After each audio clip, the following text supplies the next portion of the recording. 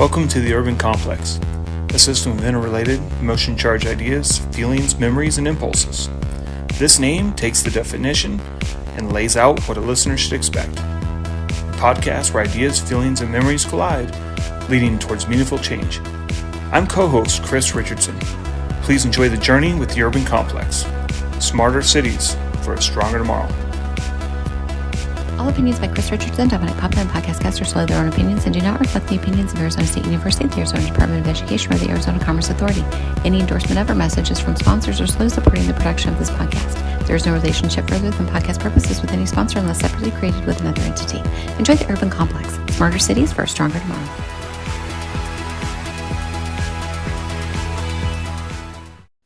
Hey Dom, how's it going? Anything top of mind for you as we get this podcast going? No, man, you know what? We just had our monthly Smart Region gathering where we gather all the cities together. And it was just exciting to see kind of the continued progress. We just found out that a couple more of our cities were certified under the What Works City program that Bloomberg runs. So the town of Gilbert and the city of Glendale both became certified, and they joined a handful of other cities, Scottsdale, Tempe, Phoenix, that participate in the program. So it was good to see them continuously striving to become better, smarter, more data-driven cities. So it was just a good time. I think Phoenix recently won an award about one of the top 50 smartest cities in the country, and Tempe just also received the award. Remember Mark and Rosa and their data around wastewater? They won some award around that as well. So it's just a fun time because it seems like smart cities are being championed or celebrated right now. So it's good in my way. We normally talk sports and then we jinx things, so we'll keep that at the topic. Fingers crossed. But yeah, we don't normally toot our own horn. In fact, closer to my world, the Arizona State University Smart City Cloud Innovation Center, powered by Amazon Web Services, just got a civic engagement award by IDC and their Smart Cities award. So yeah, there's just a lot of great stuff going on from the hard work, and we'll have to get some of these new folks on as stories and whatnot. And great to hear Mark and Rosa from one of our former guests. So continuing to push change, I love it. Yeah, it's we definitely will have to have maybe someone from Bloomberg on the show, because we had them on to the regional meeting, and I think it incentivizes some of the cities to go after it. So it might be a good story to tell. So speaking of stories, who do we have on for today? Whose story are we listening to? All right. Well, Rob Lloyd, it's interesting. He is the CIO of the city of San Jose, one of the largest cities in the nation, plus with a tech storied center of where they're located. So he should be great. He's also well known in this space. He calls himself CivicTech evangelist. And it's funny, I actually do know him from his Avondale days. I remember we were on a private board, just discussions. It's not like a formal board or not, but it was at a tech get together, and we were talking about one of the topics. And he was at the CIO of the city of Avondale at the time. I was a senior director at Honeywell, and I just remember, boy, that guy really has a good head on his shoulders. He both sounds good in what he's talking about, but you can tell he backs it up by what he does, and I'm sure he'll give our audience a great overview. How about you? Have you ever run across Rob? Yeah, only kind of on the peripheral of, just being in the smart city space, obviously run into him at conferences, listen to him at conferences. We were actually on a Verizon Voice of the Customer strategy session not too long ago. Not sure with COVID time, but you're right. I mean, he's just very impressive. Someone I've looked up to for quite a while for the work he's been able to get accomplished in San Jose. So I'm really excited to hear this story. I think there's going to be a lot of good advice for a nerd like me around operations, because he always tends to discuss operation kind of thing. I think that was the first time I've ever heard a COVIDian slip. You probably want to go to a concert. I mean, can you think about it? Like, when's the last time you've been to a concert? I don't know. It's been years for me. So, yep. Can't even imagine what the last time was, but hopefully they're coming back around soon. Cool. Well, let's get Rob on the episode, shall we? All right, here we go. Maybe he'll put a concert on for us.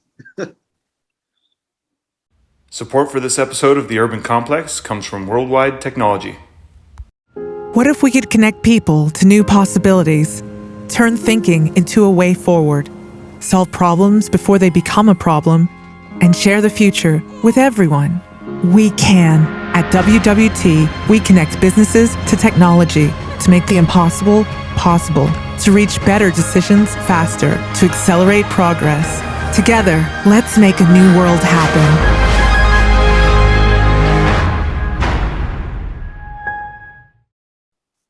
All right, Rob, please let Dom and I give you a warm welcome to our podcast, The Urban Complex. Thanks for joining. Thanks for having me, guys. Yeah, excited to be here. So, it's been a while. Why don't you just start and tell us a little bit about you?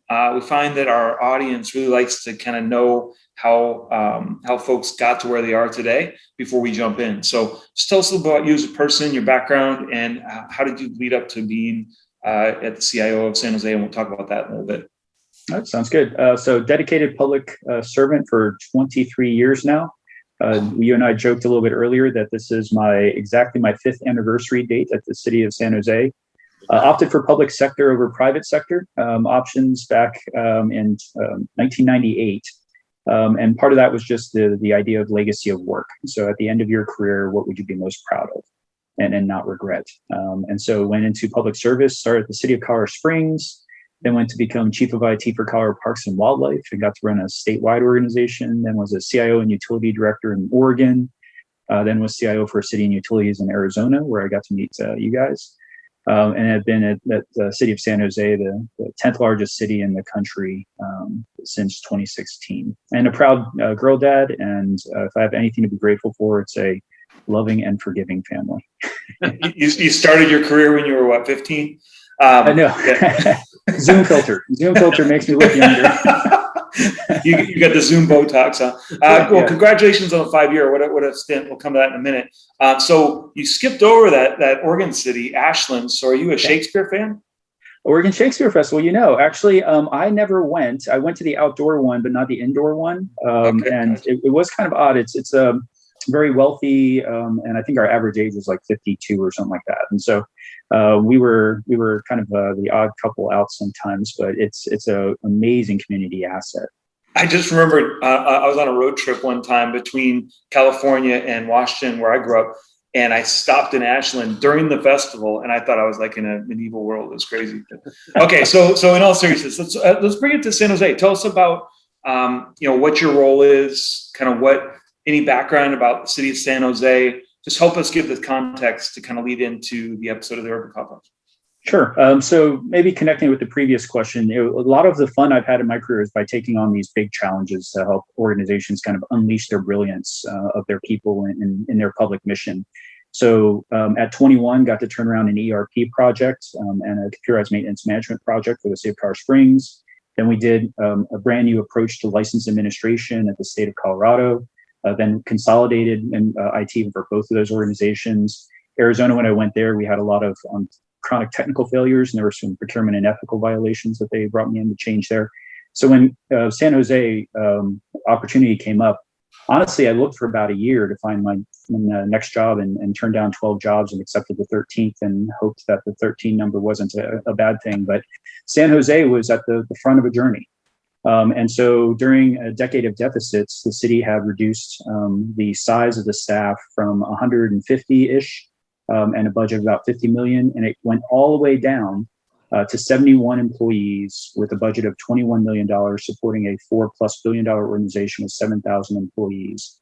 And we say San Jose is a city from A to Z. We literally help 17 million people take off every day. And we literally feed a red panda at our zoo. And everything in between, economic development, redevelopment agency, engineering, massive construction, development services transformation. And they said, to be the city we want to be, technology can no longer be a back office function. It needs to be a partner. So those numbers were the IT staff in the IT budget. Yeah, and actually, the decentral was actually quite small too. We identified about 40 overall. So you had the 10th largest city in the country operating with fewer people, IT people, and about the same budget as Scottsdale. Wow. And so the scale very different, and you have to take a very different approach to that. But we've got 1 million+ residents, 80,000 businesses of the world's leading global firms in the heart of Silicon Valley, and we are the leanest big city in the country. And even our strategic plan, we identified of the top 20, we're either the smallest to the third smallest on every resource aspect. So you have to do things differently. You have to be able to partner masterfully. You have to be able to procure differently. And you have to be able to have the structural approach where you can make the changes last. So because once is nothing. One of the great assets we have is that Silicon Valley DNA and a lot of partners. But we had a lot to turn around. And so just some of the metrics from our first strategic plan and what council had assigned us was the city of San Jose. We had in the Gallup survey for customer or employee engagement, we had the lowest score of any IT department in the country. So literally people who were processing sewage at our wastewater plant were happier and more engaged in their jobs than our team. No congratulations from that one. Sorry. Wow. Yeah. What a mess. We had a customer satisfaction rating in the 70s, good but not great. We had a 46+% attrition rate for 4 years in a row. Budget was continuing to decline. Our project success rate was less than 5% over 4 years. And so we said, we're going to turn these things around. And one of the great things we had is when you actually talk with the IT staff, they were asking very sophisticated questions like, how can we help our city? How can we connect to where it wants to go? Not, I want more pay, I want more benefits, I want more recognition. They said, how can we be part of the solution? And say, these are people who get it. Something else is wrong here. And so now we're at 80+% on our project success rate. Our customer satisfaction is 91, 92%. If you take, we quadrupled our Gallup survey score. Still not where we want it to be, but good there. And we've added 50% of budget, and we are now at almost 100 employees. I think it's 101 as of this new fiscal year, started July 1st. But we also had a lot of partnerships to address the needs that our departments were telling us that they had. And that goes to the kind of the smart cities theme, I think, that you guys speak to, is how can organizations reposition, recognize the role of technology and data to be that transformative power to deliver better services and be more responsive to your community. Curious, one or two things, like you sound like you had to engage IT staff. You definitely had a low bar, but you didn't. I mean, clearly you made some massive changes. Anything to highlight that's not necessarily smart, but just organizationally, like where do you fit in the organization? How did you get that turnaround? Tell us about that. That's really interesting, because I'm sure other cities might face, hey, how do you be smart when you have these other challenges, and maybe they can relate to that. Yeah, I think the first lesson is you have to have a structural conversation. It's not just a want and you hire some hotshot. You actually have to very quickly translate that question into what does the organization need and how are you going to build a better structure and process to do that. So coming in, I asked for 3 powers, which is to review and approve all IT spend through purchasing, so we could create some clarity and some coherence around our spend. Budget, our intent. I need to approve all the IT spend. And number 3, on any significant personnel changes to the IT structure of the organization. As CIO, I needed that voice as well. Then structurally, we said, and this is part of my interview, and it actually aligned with some of the direction that the staff was going already, which was you need representation of technology at 3 layers to be valid over time. One is you need hopefully a deputy assistant city manager in the city manager's office pushing that cross-domain work and that tech and data thinking in those budget decisions, in those structural decisions, in those policy decisions. So we need a role over there, and we have key partners. We need someone on the political end to kind of harness and shape what our electeds are asking, so that we can connect the vision that they have of the world as it should be with the world as it is that staff deals with, so we can bring those closer together. And that takes some dedicated focus, and we have a mayor's chief innovation officer for that. And then you need a CIO who by themselves is indispensable but insufficient, but need to execute and sustain the work that we do in a way that's going to last and keep on delivering additive value. And the last thing I would say is the engagement piece, which is the hardest. And we've had some trials and tribulations, and even when you promote over history, your staff, you get promoted based on being the best technical person. And then you invert that and say, no, we're going to promote the people who deliver impact and can harness the organization and master purchasing and master contracting and master coaching and mentoring. It was painful. It's taken 4 years, but and there's a couple points of courage where my own staff was saying, Rob, don't do that. It's just ammunition to criticize the changes. And it's like, no, this is an act of courage because we're trying to be something different. And then even our own senior manager said, we're going to form our own team because we have a bigger role to play than we've played in the past. And so there's a lot of human element. And I can wrap up just by saying we do have a saying here that technology is powered by people. And by that, we mean technology is hard, but it's the easiest part of the equation. And so we really need to make sure the human latency, the comfort level, the knowledge, the practice, the processes, that in government is where you focus first. And in private sector, you probably can just throw money at something to do a new process or new technology. But in government, you have a lot of entrenched opinions and powers, and that's okay because we have to go for the long haul. But you have to respect that in your kind of organizational design. Yeah, that's terrific. I mean, I couldn't agree with you more. I spent a lot of my time focusing on, trying to innovate in the governance and operational models to build new partnerships, to deliver new services. And so this, Rob, talking to you has been a dream come true so far. So I appreciate all the advice you've already, provided to our listeners today. And you've kind of started to really dig deep into some critical kind of roles or ways cities can really think about going after smart cities in a new way. But let's take a step back a little bit and let's think about a little bit from a higher level, being a smart city podcast and really trying to focus on how are we building smarter cities for a stronger tomorrow.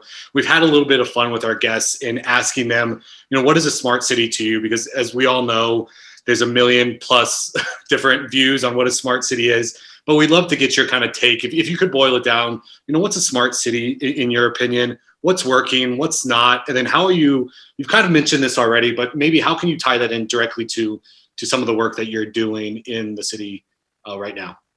Sure. Smart cities, poor marketing term, by the way. If we could go back, we would say, okay, it's not that you were dumb before and it's not just cities.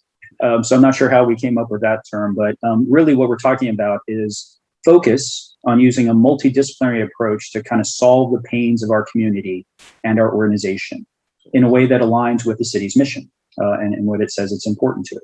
So for me, the definition is that structural multidisciplinary problem solving that often is hard to find and sustain in governments that are bureaucratized for a reason. They do one thing and do it well.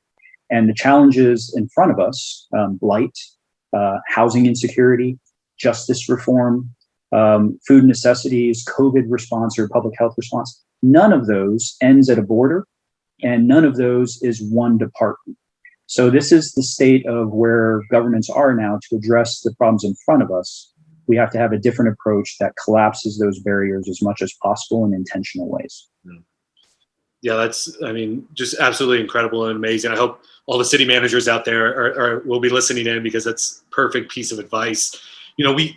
As you mentioned, none of these challenges stop at departmental barriers. They don't stop even at, municipal boundaries. Let's be honest. So we often say, we can't do this alone. Collaboration will be the next competitive advantage for any city. So you mentioned the importance of partnerships with your work at the city. Are there any particular partnerships that you want to highlight in the smart city context? Which ones and what are you doing together? And maybe if there are results, please speak to them. Yeah, we have a lot of pride and I would even challenge you both. Think back on the work that had the most impact in your career. And at least for me, when I think back, it wasn't that we got budget. It wasn't even the technology was profoundly awesome. It was who I got to work with and the impact we had on the people on the other end of it.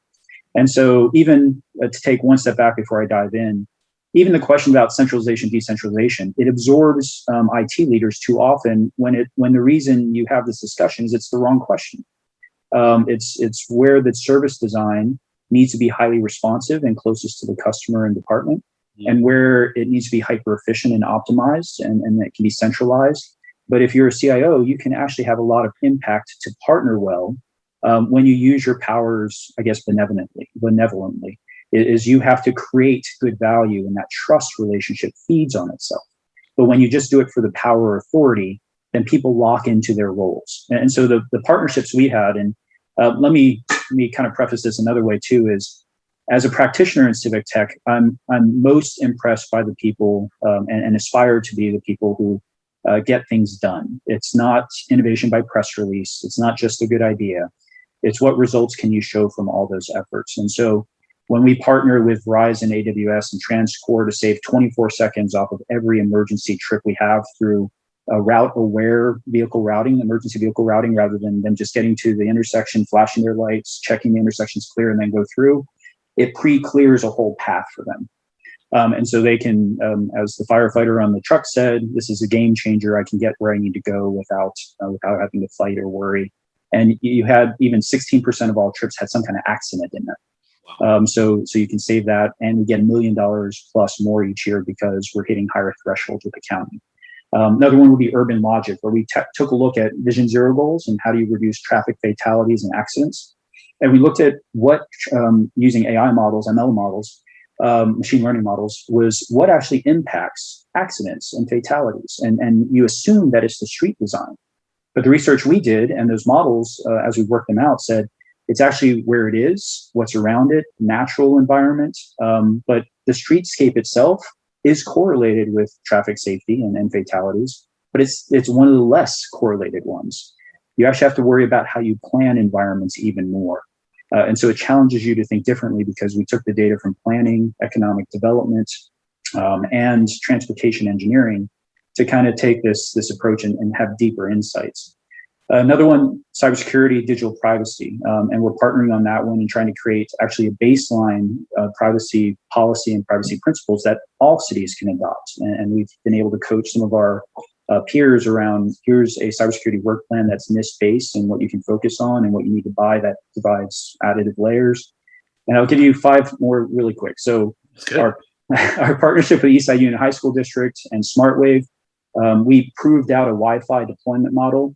When COVID hit, schools and families came to the meeting virtually and said, you need to take this model and apply it now because our children are falling behind. So we went from 30,000 people covered to 100,000 people covered within about 8 months to 200,000 people covered now. And by the end of this year, beginning of next year, we'll have 300,000 people covered by these Wi-Fi networks in Title I attendance areas. And that's a proxy for poverty. Title I is 80% or higher free and reduced lunch. And then we also partnered with AT&T to get cellular hotspots for those that weren't necessarily covered in those Wi-Fi areas. And those were through the school districts, and they're linked through libraries, plus devices, plus training. So you can make impact. And a lot of that then connected also with food and necessities. When the county was overwhelmed with health response, they said, can you take over feeding and necessities delivery for the entire county? And so we've surpassed 150 million meals deployed and worked across 290 partners. That's how many in San Jose that we have that are feeding and providing necessities for folks. Wow. And that's the scale that you have to hit sometimes if you're going to have impact in ways that make a lot of lives better. And the last 2 I'll talk about is 911. We partnered with Google.org, redesigned how 911 looks, and so we could absorb calls from 911 to a 311, save them about 35,000 calls a year, so they can hit their first response thresholds. But it also took a technology approach to say, how can we use virtual agents, language translation to collapse the barriers and actually use 311 as a way to open up government to all of our residents without barrier. So you want to call us, you want to email us, you want to do a direct chat, you want to use a chat bot, you want to use a virtual agent, and language translation both ways, so you don't have language line barriers. Those things are possible. And then the last one I'll talk about is one we said no to, which was actually a big pitch we had, multi-million dollars, to put smart sensors up on 69,000 of our light poles. Sounds transformative, right? And San Diego at the same time was doing one, and we were like, should we compete with them? This is a good offer in some ways. But then we looked at maintenance, we looked at privacy, we looked at security of those devices and how the data would be used. And we said, the city's not ready for it. And the company might not be ready for it either, because this scale hasn't been proved out yet. And so sometimes the most important decisions you make are the ones you say no to. And those are the cases where we say, yeah, we can do a lot of work, but we need to think better of it sometimes. Hopefully that wasn't too overwhelming. No. Rob, most of our guests have about 10 more. Is that all you got? Actually, all right, let me write down a few more. If that's game on. No, but seriously, let me follow up on one before we ask the next question. Yep. Actually, 2 that are kind of, so it's really interesting where you actually design policy intended not only for your city, but for other cities. Have you seen that cyber policy is getting uptake from others? That's really kind of a cool concept. Yeah, actually in two ways. So we were also part of Arizona Cyber Threat Response Alliance. We created the training program, so Frank Rimmelman. And so you could actually build the cyber warrior you needed of the future rather than the cyber auditor that you had of the past. Intel sharing and the structure for doing that is a third party. But then the policy work and the contracts, we were lead agency, and we invited Santa Clara County, our county, plus the city and county of San Francisco. Why don't you join with us? We'll evaluate what ended up being 214 procurement offerings across 7 packages. So literally, if anyone needs it right now, we have a cooperative vehicle contract where you can get IT assessment services, you can get crisis response, you can get training and habituation, perimeter defense. You have AI-based tools, and there's one I'm forgetting. But there's a toolbox there. We said we need to put that in front of ourselves and everyone, because after the cyber disaster has happened is the worst time to procure, because you're already stuck, lost, and hurting. Yeah, it's incredible. I mean, talking about getting stuff done, that was just amazing. I think you could become the use case for local government innovation and actually getting the projects done. So congratulations on all the success. I mean, I think I know the answer to this next question, so maybe we'll focus on the back end. But, in 2016, we noticed that the city made this bold claim that you'd be the most innovative city in the U.S. by 2020. I mean, I think that list alone just helps answer that question. So I don't even know if we need to talk about how that journey's been going. But, where do you think, you talked a lot about it, but where do you think you progressed to from 2016? And you just highlighted a lot, so maybe you don't have to highlight any other things. But, organizationally, we also saw that you hired a chief innovation officer. So maybe take some time to discuss how the chief innovation officer kind of interacts with you and helps advance your work in the smart city space. Yeah, and it's actually a good thing to have. And I have some CIO peers who lament having a chief innovation officer and where the borders are and who's in charge of what. And the coaching I give them, Dominic, is if that's the conversation you're having, you're in a bad place. Yeah. And so same as when I hired our CISO, I was going to put them in a different office and got some feedback from cybersecurity friends. It's like, no, you're a CIO who gets security. If you want maximum impact, put them in IT so that operationally you can drive security. And it's joint. And so don't fall into the old models. I was like, what the hell? They're absolutely right. And so we hired one, and our mission from day one, we said, above all things, you and I need to be the best CIO CISO tag team in the country. And so that was our mission. On the chief innovation officer, we had an amazing woman, Shireen Santosham, really drove the digital divide issues and some of the innovation partnerships. Jordan Sun is our current one, and he takes things to scale. He's gone like purely off of no money and goodwill. He's got a team of like 40 now. Digital services, how you use data for equity. And so when you team up and have the approach of, we're going to do great things together and you're committed to that, you can do some very powerful things. And so Jordan and I were just actually texting before the session. He's saying, hey, I'm going to do a LinkedIn release. Can I include your name without you getting upset at me? And I was like, yeah, absolutely, man. That's one of the easy ones. But that ability to partner, he can harness the elected will really well because that's his focus. And then if we can combine that with the city manager and the city manager council form of government, we can actually put that as priorities, funded efforts, and have people who want to own the success. What's the old Kennedy line? Is success has many parents, failure is an orphan. Yeah. Well, we want to have lots of kids with lots of parents, and that's the structure that we have. But all those things I rattled off, the previous strategic plan we had that I created in 2017 to 2020 was brilliant at the basics, to be honest. It's like, we're going to do the core things really well because those are going to support the aspirational things we want to do. And now we have a new strategic plan that was just approved in June and goes to council in August. And it has 5 pillars that are very transformational because we can build on the work that we've done together. Awesome. So you're going to be the even more innovative city with this but no, seriously, how do you quantify that? Was there a way to demonstrate that progress, or clearly the job's not done? You can just tell you're just getting going, but it's actually, Chris, it's a kind of a 5-way measure. One is we want to say customers are satisfied. So, and there's a trust measure, which is our reliability, our customer satisfaction. There's a change measure, which is our project success. How well are we doing? There's an engagement measure, which is the Gallup score and our retention. So we have about 10 to 14% attrition now compared to healthy churn compared to that 40-ish% before. And then the last piece that we had was actually the digital city survey. We said these people will actually do an exhaustive survey that looks like at your ability to use technology to operate effectively, to engage with your community, and to do innovative service delivery and novel service delivery types. And so if that's going to be the goal, we had never placed in 16 years. We went 8th, 6th, 2nd to 1st. And so on all of our measures, with a little bit of fuzz on the engagement one, is we didn't do another survey, so we couldn't see how we were in that 2020 year. Just a funding decision. We hit all the things. Anything you can point out there on the horizon with the strategic roadmap or your smart city roadmap of things that you're super excited about that are in works? Yeah, I think this is the chance for technology to truly be an equal partner in how the organization is going to be different for the next 5 and 10 years. And so I'll rattle off the 5 pillars. Number 1 is technology is going to be focused with departments on equity. Everything that we saw from the pandemic and how our departmental peers are reshaping their services and setting their priorities has an equity flavor to it. What they say is they don't know what that means yet. They're still figuring it out, but they know technology and data are going to have to close gaps, and so they can make better decisions. And because there's not this world of money that's going to be coming at them, they're hearing, we need you more than ever, and you're going to have less to do it with.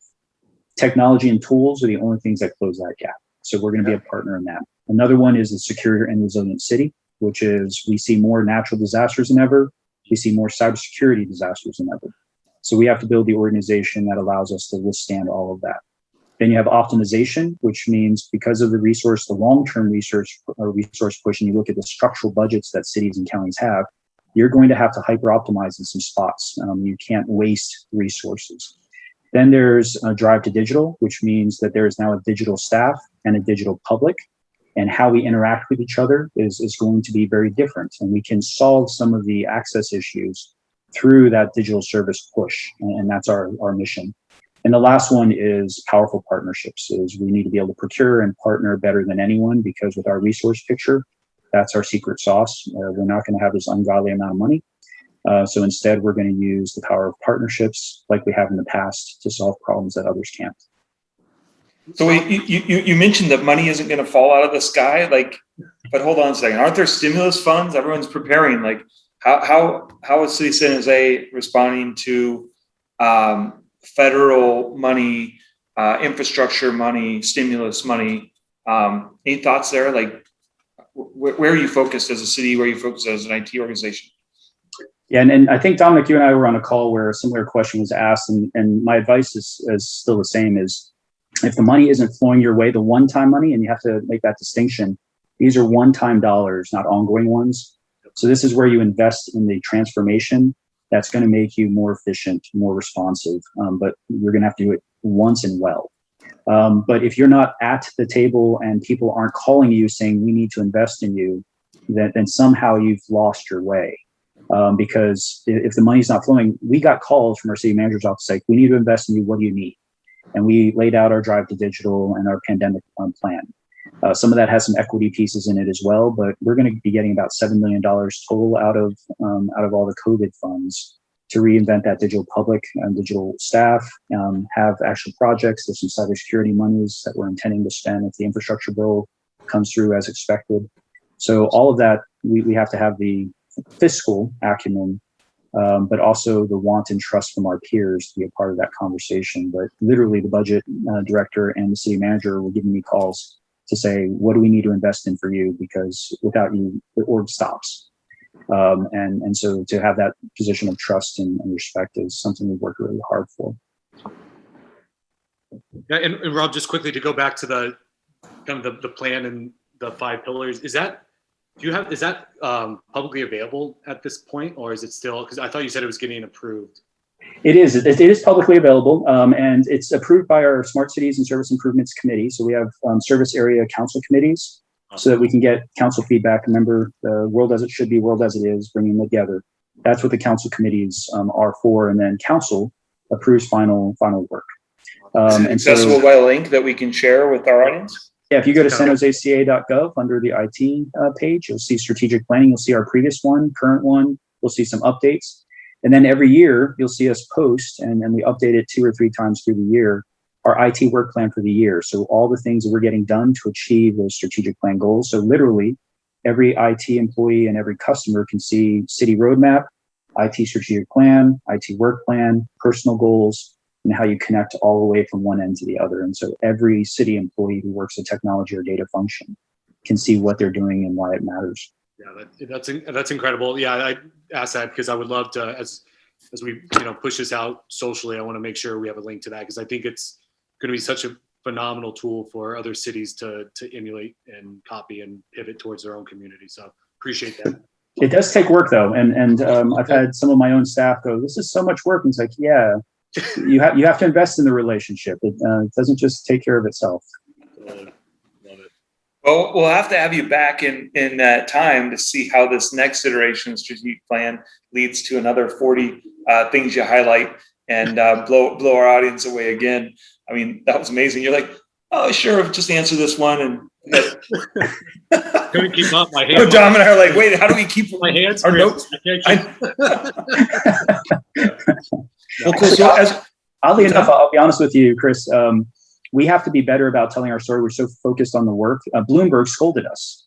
So Bloomberg gave us a bronze certification. We almost missed it, actually. And they said, all right, we read more deeply. You've done everything we asked for, but you score yourself poorly. And it's like, yeah, we always see the next thing that we have to do. And it's like, well, stop that. Take credit for the good work you did. We'll tag Bloomberg in this episode. That's our goal. We want to find the best stories, get them out there, give people inspiration, but also help, just kind of breathe and know kind of what you accomplished, and it gives you life to do the next thing, and plus you learn from others. So that's great. But as we wrap up, is there anyone that you're particularly appreciative that's helped you? Seems like you've had a storied career. You've been in a lot of places, and if in doing, as you've learned about Dom and I and the Urban Complex, if you think they'd be a great guest, let us know as well. We'll try and get them on the show. But anything you want to highlight there in that regard? Yeah, let me take kind of that structural approach. I'm a big fan of the people who dream and do it, right? And one critique of CivicTech and innovation is that success by press release. And we really have to stop that, because that undermines the trust that we generate. So the people I would say is the chief innovation officers, the ones I mentioned, Jordan Sun, Sreen Santosham, really thoughtful people on how to harness a community around specific tech and innovation goals. Our deputy city manager for San Jose, our partnership is the reason we've been able to get as much done as we do. And that's Kip Harkness. He's remarkable. You'll be blown away by him. I admire the work of Michael Sherwood, which he told me that he was on your show. And we actually had one of the projects that we said no to, made an introduction for him and NTT and Dell. And they ran with that project, and he did, I think, a better job than we would have with it. And it's been transformational for Las Vegas. But you also have Ted Ross in Los Angeles. Jean Holm is amazing if you know her. She's now, I think, the deputy mayor for LA, but she was their deputy CIO and then their chief data officer. And we'll see what happens when Eric leaves. Eric Garcetti, their mayor. Mark Masongsong and Herman Shandy from Urban Logic. If you want to see a company that's small but can do amazing things, Urban Logic has really impressed us. Tony Batala, if you want to see a mid-sized city that punches out of its weight class. Aaron Hattersley, Jen Carter from Google.org. They focus Google's resources and staff to problem solve in a multidisciplinary, de-siloed way. Everything from housing solutions to our 911 311 solution to support for gay and lesbian youth that really try to harness cities and counties and states to do different types of work through data and technology. Not sure if you know Beth Nyblock. She was the CIO for Detroit, who's now going to be the CIO of HUD. But if she led the rebuilding of technology for Detroit when it went through its bankruptcy. So basically from scratch, when people were using Hotmail accounts. Brad Hardig, actually in your neighborhood, Scottsdale, he just retired, but he's one of the most collaborative CIOs in the country. And then on the coalition builder side, I'm going to throw lots of names. This is how much we partner. Terry Takai and Phil Bertolini at the Center for Digital Government. Rob Silverberg at Dell, been able to do some really cool work with him. Franco Amalfi, he's now with Google. Frank Rimmelman and Tim Romer in Arizona, I think actually have a very novel approach to security and cybersecurity and organization building. Tim Woodbury and Splunk, we got to work with him and a number of others when we were doing COVID response. Even Maury Blackman, who used to be the CEO of Accela, is investing in some various technology companies. But we love the real stories. Wow, that's amazing. Don, we don't have to do any work. We got our list for the rest of the year. Rob, just make a few introductions. We're set. Appreciate it. Happy to do it. That's awesome. That's actually the coolest thing about public sector and civic tech is, unlike private sector where they succeed and they hide their work because it's competitive advantage, in public sector, we share it. We love being first, but we like sharing just as much. Yeah, it's a lot like education. It's great. Yeah, we lift each other. It's a great community. All right. Well, with that, Rob, we really appreciate the Urban Complex gives a big note of thanks to today's guest, Rob Lloyd, CIO of the City of San Jose. Thanks for joining us, Rob. Thanks, Rob. Absolutely. Thank you. The Greater Phoenix Economic Council, known as GPEC, was named the top economic development organization in the U.S. in 2020. As a data-driven regional organization, GPEC serves as a strategic partner to companies across the world as they expand or relocate to other markets. Over the past 31 years, GPEC has fueled the Greater Phoenix economy by helping more than 850 companies and creating more than 154,000 jobs. Leaders in Greater Phoenix are building the nation's most innovative and connected smart region through the Connective. This community-driven applied research model deploys technology at scale. For more information about GPEC, visit gpec.org. All right, Don, that was Rob Lloyd, City of San Jose. What do you think? Man, I knew it was going to be exciting. What a tremendous guest. I mean, if I could encapsulate what I hope to get out of this podcast by listening to stories, that was it right there. Yeah. I mean, so many good nuggets in that podcast, in that story that things to avoid as well as just the success stories too, like it's really cool. Completely. No matter if you're a city manager, CIO, innovation officer, I mean, you could pull something out of that podcast that's going to help you in your career and in your efforts. So two things that I want to just highlight on that I really took too many notes on, but one, again, I always love to talk about the governance and organizational structures and how can cities and city managers and CIOs think about how to best structurally organize themselves to be the most successful in smart city efforts, because it does take a different mindset, a different structure in order to be successful than traditional. And what I loved is that he came in and it was kind of like his demand, like, hey, you have to enable or provide me a structure that's going to enable me to be successful. And I love the idea of, I need someone in the deputy city manager's office that's going to be a tech champion for when these projects are coming down, whether it's a housing project, a park project, that they're going to be the one championing the inclusion of tech and innovation. So more on the kind of administration side. And then he said, I need a political champion. And this is what I love, because this is kind of my role in what I do.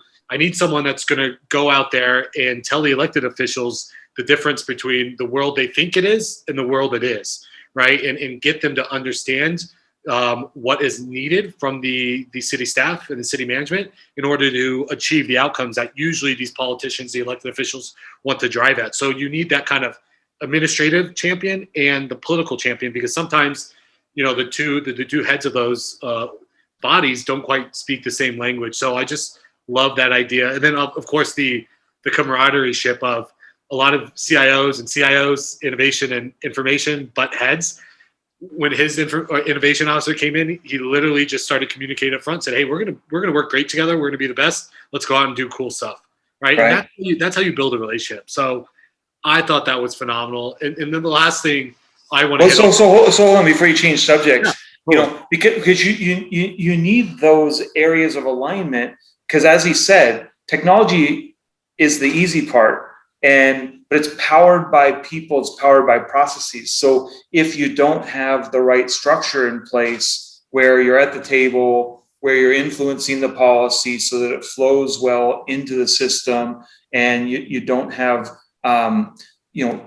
basically the ability to scale it, you end up with what he inherited. I mean, talk about horrible metrics, right? 5% successful projects, the worst employee ratings in the nation. I mean, oh my gosh. Well, at least kudos to him. Talk about major risk in his career to go into that, although then again, anything but up. But yeah, I just think it's important to call that out. So he loves big challenge. That was a big challenge. Yeah. I loved it. But you're right, because all it takes is one political official to not understand it and say no, or it just takes, a city manager to not think about tech, and then now you're trying to add tech from the back. And it's just perfect alignment. I love the structure. And then the last thing quickly that I loved was kind of at the end, I wrote it down in big, huge words, is he loves people that dream it and do it, right? Not just talk to talk, let's stop smart cities for a press release. I thought that was powerful. It reminded me of Michael from Dublin. They don't talk about it unless they can take a picture of it, right? It's just, that's a great reminder. Yeah.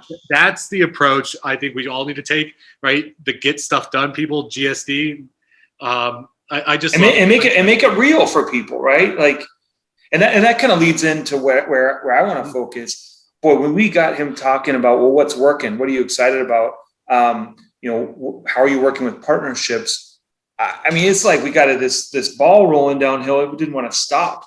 I mean, they're talking about meal deployment for homeless at scale. We've heard the Bay Area's had challenges there. The high school references, like some of the underserved communities, like there's some parts you don't think of San Jose as having low income, but there's some rough parts, and they had a Wi-Fi model that worked, and he actually found a way to scale it 5x in response to COVID. I mean, so he's in the right place at the right time. I mean, they're even creating policy that is designed for them, but also for other cities to use. I mean, what a great thought. And he actually referenced some folks he's working with Arizona to make that happen. I mean, it goes on the list. I mean, they helped save a ridiculous amount of calls and actually then converted those calls even into automated chat. So he's showing that he's watching what's working and finding a way to either use the partnership or, as he said, get the right people and build the process that scales so they can do it effectively.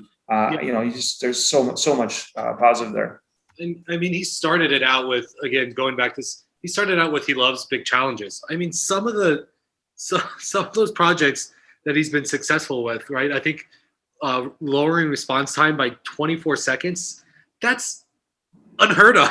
That's crazy. That's like going from, we were riding horses and carriages to cars. Like, it's so hard to lower response times by that much. These are big challenges that a city alone will never be able to accomplish. It takes partners, like I think in that case, Verizon, to help, right? And so if you want to solve big challenges, you've got to think big partnerships. And what did he say that I thought was really interesting? Let me see if I can find it in the note. And he's like, I'm going to challenge you both, but it's not the things you get done, or no, I can't remember what it was. It's what I find most satisfying in my career. It's thinking about who I got to work with and the impact delivered together. I thought that's exactly what we saw. It's like, and you relish that along the way. It's not, it's the journey, and it's taking the risks together and knowing how to work with each other. But it goes back to his first parts that you highlighted in the beginning. It's like you align in the right places, you align with the right groups, you focus on the right things. That's how you solve real problems. Yeah, what a great story. So I mean, we're definitely going to have Rob back to just to see where he's at with all those projects, and probably see what 100 other projects he's got done successfully. So great guest today. But what about cracks in the pavement? Let's transition. What are you reading about this week? Well, it's funny. It kind of fits in nicely to what Rob was talking about on some levels too. The title is called "Global Cities Still Falling Short on Governance of Smart City Tech." Not that Rob is not doing that, but there was a few highlights of where it was going good with open data. They highlighted San Jose. Plus, they also talked about how some of these smart movements really have no clue on the data privacy. So again, you think back to what Rob is doing is he sees a big problem that there's all this tech opportunity, but people haven't really thought through the ramifications. They haven't thought through the tech governance. They haven't thought through the data privacy impacts. And so let's get started on that stuff. It's really interesting as well. One of the things I pulled out of here that I thought was interesting was that it detailed surveys of officials. They found less than a quarter conduct privacy impact assessments when deploying new technology, meaning they're just providing tech for tech's sake. They're not really thinking through the ramifications. That's pretty scary if you think about it. It is incredibly scary. And I mean, this is the challenge of smart cities, right? I mean, pandemic happens. all of a sudden kids are sent home. They don't have internet. You've got the parents calling City Hall, demanding the mayor to provide a solution tomorrow or yesterday, right? And so cities are always confronted with this pressure to deliver a solution right now to solve a challenge, and then yet get knocked for it because they deliver it, they solve the need, but wait, we didn't take enough time to think about it. I would love to dig in more to this conversation because I think it's such a catch-22 for cities. I mean, think about if they said, well, you know what, we're going to take a year to think about privacy and security while your student gets to sit at home with no Wi-Fi, right? I mean, it's a hard conversation to have, but I think that's why we need to start these conversations now, so that way when incidents, what did our guest say, shocks happen, we're ready, we're prepared. I think this just highlights that we weren't prepared. So now's a great time. I see it's Jeff Merritt. I used to know him back when he was with New York, and is working now at the World Economic Forum. This is great. This is great. And it's gonna. And we've heard a lot of folks, like it reminds me of like Peachtree Corners, right? Maybe you don't know the answer, but you get something out there in a very limited context in a controlled manner, and then but you inform yourself for what the ramifications are, and then you create the governance. There's nothing wrong with that. You find a way to control the experiment, and sometimes that's the way you solve the problem, is you try something and you get something out there, not just a pilot and press release, but actually pilot, learn, all right, do we scale or do we morph? And there's nothing wrong with that kind of pivot approach if it's the wrong thing. So I think it fits in nicely to a lot of the themes we've seen. Yeah, I think that's why the sandboxes, right, are so interesting. Like test, if it doesn't work, pivot, and then try to scale. But policy sandboxes as well. I think we need to take more advantage of kind of some policy sandboxes to understand how might we more agilely adopt policy. Because I mean, think about cities trying to adopt a data privacy policy, probably San Jose, right? He was able to get it done pretty successfully. Other cities struggle. Well, they probably don't have the privacy officer, right? They don't even have that focus. And maybe it's in the hands of, say, someone that does community outreach. Well, they're just trying to get the perspective of the citizen. I mean, think about how a citizen handles privacy and some of the stuff they give to the big tech companies. They're not. It's not necessarily done from an enterprise, city management, service providers point of view either. So you have to have very nuanced approach. It's not an easy solution. I'm not surprised to hear the results, but we are seeing some of our guests that have had success in this area of governance. So I think they'll figure out. And then if you got groups like Rob that are willing to share what they do, I mean, talk about a great way to add value and help rise the boats for everyone. Yep, exactly.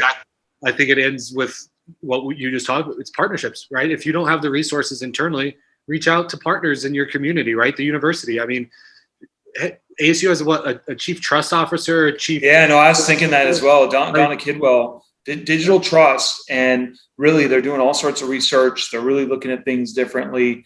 And you're right, they probably be willing to help too. They're always willing to help. Yeah. Well, hey, Chris, great episode today, man. This was fun. All right. See y'all. Yep. See you next time. Thanks for listening to The Urban Complex. Smarter cities for a stronger tomorrow. Please find us on where you listen, Apple Podcasts, Spotify, or YouTube. We do love your feedback. Let us know if you have ideas for guests or questions to air on Cracks in the Pavement via social media. The Urban Complex is found on LinkedIn, Facebook, and Twitter. Or just shoot me an email, chris@theurbancomplex.com. Until next time.